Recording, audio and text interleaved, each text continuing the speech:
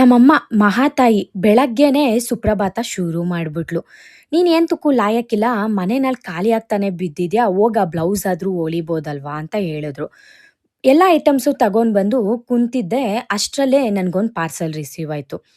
ಏನಪ್ಪ ಇದು ಅಂತ ನೋಡಿದ್ರೆ, ಬಾಕ್ಸ್ ಒಳಗಡೆ ಬಾಕ್ಸು, ಬಾಕ್ಸ್ ಒಳಗಡೆ ಬಾಕ್ಸು, ಬಾಕ್ಸ್ ಒಳಗಡೆ ಬಾಕ್ಸ್ ಅಂತ 3 ಬಾಕ್ಸ್ ಹಾಕಿದ್ರು. ಆಕ್ಚುಲಿ ನಾನು ಈ ಒಂದು ಫ್ರಿಡ್ಜಿಗೆ ಅಂತ ಸ್ಟೋರೇಜ್ ಬಾಕ್ಸಸ್ ಆರ್ಡರ್ ಮಾಡಿದ್ದೆ. ಆ ಒಂದು ಸ್ಟೋರೇಜ್ ಬಾಕ್ಸಸ್ಸೇ ಇವತ್ತು ನನಗೆ ರಿಸೀವ್ ಆಗಿತ್ತು.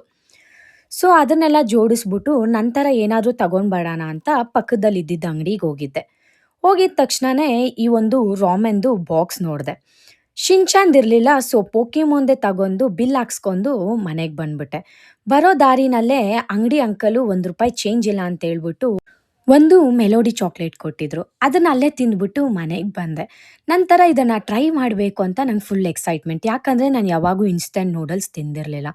ಸೊ, ಅದಕ್ಕಂತ ಕಪ್ಪಲ್ಲಿ ಬಿಸಿನೀರು ತಂದು ಅದನ್ನ ಉಯ್ಕೊಂಡು 3 ಮಿನಿಟ್ಸ್ ವೇಟ್ ಮಾಡಬೇಕು ಅಂತ ಹೇಳಿದ್ರು.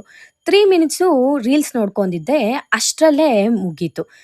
ಆದ್ರೆ ನನ್ನ ಕರ್ಮ ಏನು ಅಂದ್ರೆ ಅದು ನನ್ನ ಬಟ್ಟೆ ಮೇಲೆ ಬಿದ್ದೋಯ್ತು. Bye guys, see you in the next video.